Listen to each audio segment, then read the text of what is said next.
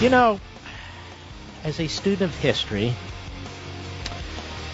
I prep for this program not just by looking at the events that are going on today or went on yesterday, but digging a little deeper. I went and I dug into some quotes from Joseph Goebbels. And he was, as you know, the top propagandist for the National Socialists.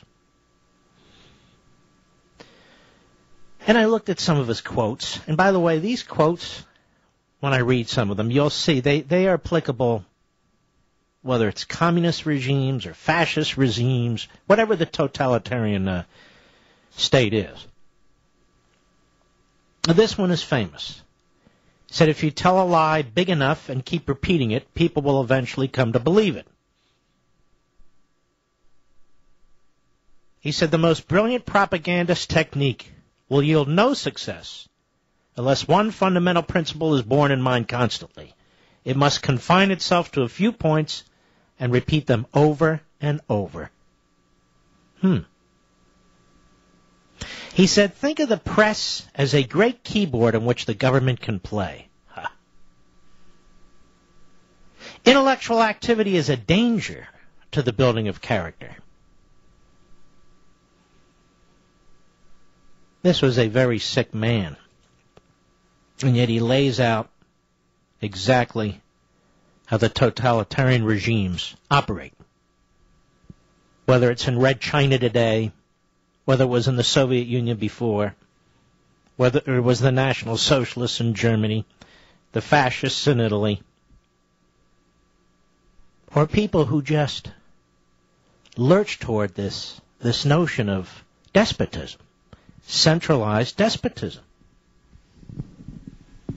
Well, obviously, I would never accuse anybody on the scene today of practicing such a thing. Would you? Those quotes I read you have no application to today, do they? Anyway, so I heard David Axelrod today. ABC News is slavishly repeating his allegation and giving it as much news attention as it possibly can. I mean, what's David Axelrod? He's a hatchet man. He's the biggest surrogate Obama has, even bigger than Biden, but he's a hatchet man. And it's his job as a PR guy to come up with, well, the big lie. And the media in this country repeat it over and over and over again. Gee willikers. And today's big lie from David Axelrod, being played over and over and over again by ABC News, whether it's on TV or radio, is this. Cut 5, go. This is the most secretive candidate that we've seen, frankly, since Richard Nixon. Won't release his tax returns, won't reveal his bundlers, left Massachusetts with the hard drives from his computer. Won't release his tax returns. He's releasing the tax returns he's required to release. That's how they know to attack him for this account or that account. He won't reveal his bundlers. He reveals the same information under federal law that the Obama campaign releases. But in the case of the Obama campaign, last time around, they wouldn't release the name of their foreign investors. Left Massachusetts with the hard drives from his computer. How about that?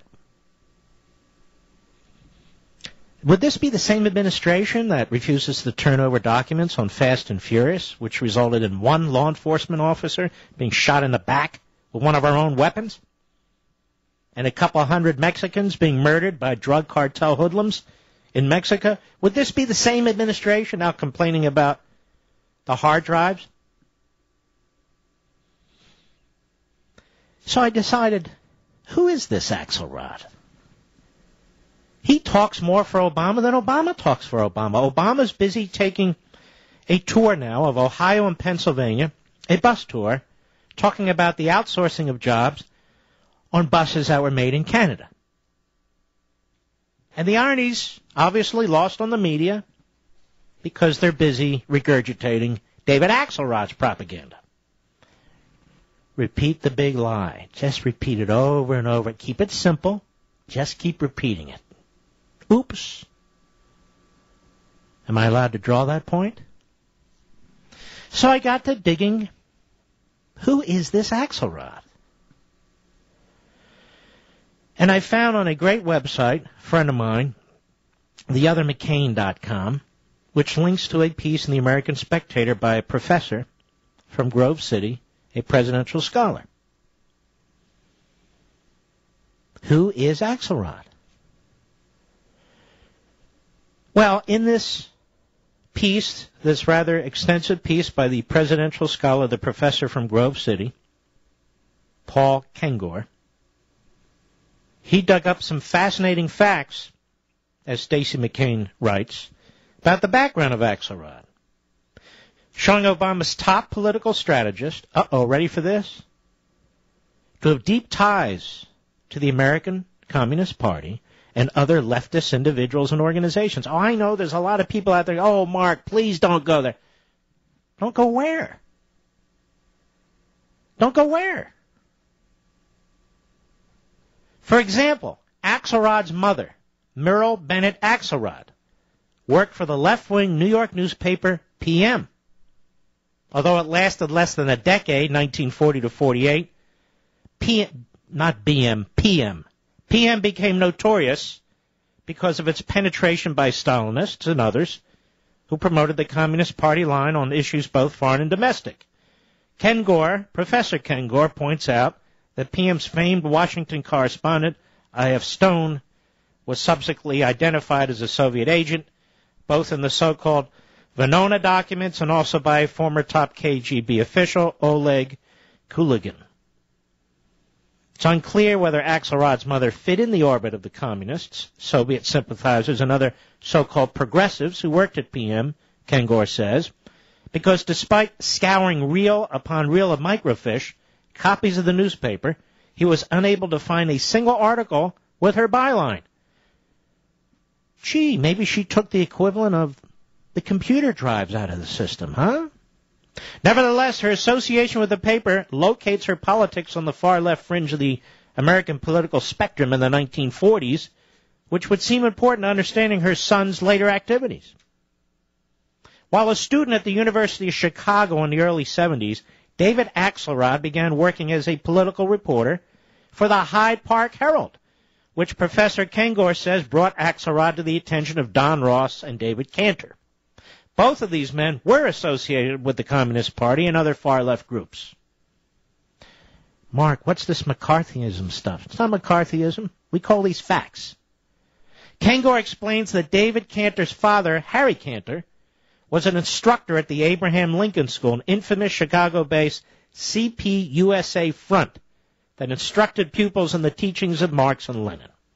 And Cantor followed in his communist father's footsteps, so that a 1970 congressional investigation report, quote, Guide to Subversive Organizations and Publications, today that would include, I guess, the Tea Party, lists Dave Cantor 25 times. His Chicago-based publishing company was believed to be partly subsidized by Soviet funds in the 60s. Professor Kengor writes, David Cantor and Don Rose joined forces to start a Chicago-area community newspaper called Hyde Park Kenwood Voices. Stick with me. You won't get this anywhere else. And it ought to be all over the place. This Cantor Rose publication was on the far left, Professor Kengor writes. Hyde Park Kenwood Voices editorialized for the abolition of the House Committee on Un-American Activities, whose investigations had exposed the pro-Soviet subversive activities of both David Cantor and his father, Harry. At a time when U.S. troops were fighting communism in Vietnam, Hyde Park Kenwood Voices also published, quote, pro-Hanoi screeds by Students for a Democratic Society members based in Chicago, Professor Kengor writes. Oh, I know, we're supposed to take all this stuff off the table. Only Romney's personal life is on the table. I get it, but I don't deal with their talking points. I plow ahead. Don Ross was associated with the SDS, the left-wing campus organization, from which Bill Ayers' terrorist splinter group, Weather Underground, spun off in 1969. See the nice little circle that's formed with these people?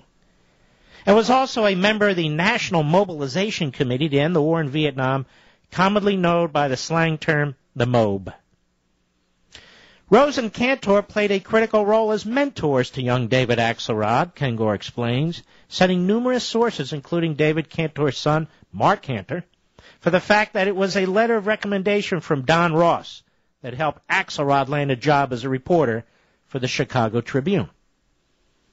By 1987, all three of these men, Don Rose, David Cantor, and David Axelrod, who had left journalism to become a paid political advisor, were part of the campaign to re-elect Harold Washington as Chicago's mayor.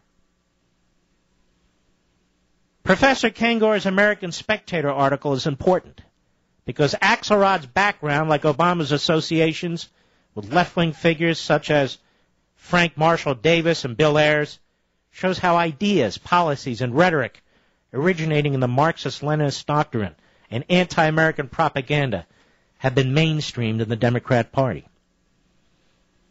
Critics of Professor Kengor's investigation will likely raise the charge of McCarthyism, expecting us to miss the irony of that accusation because, of course, revelations from the Venona papers after the Soviet Union fell, thousands and thousands of documents were able to be reviewed, and other sources have largely vindicated McCarthy. There were Soviet agents in the U.S. government, and the American Communist Party was at all times an instrument of Soviet subversion. I will link and have linked to the American Spectator full piece by Professor Kengor on my social sites. It was printed in March in the American Spectator. Now, I'm not done with this David Axelrod because you can see his techniques on television. This is a very evil man, a very diabolical man. He says what he means, and he means what he says, even though he knows that they're flat-out lies intended to smear people, intended to destroy people.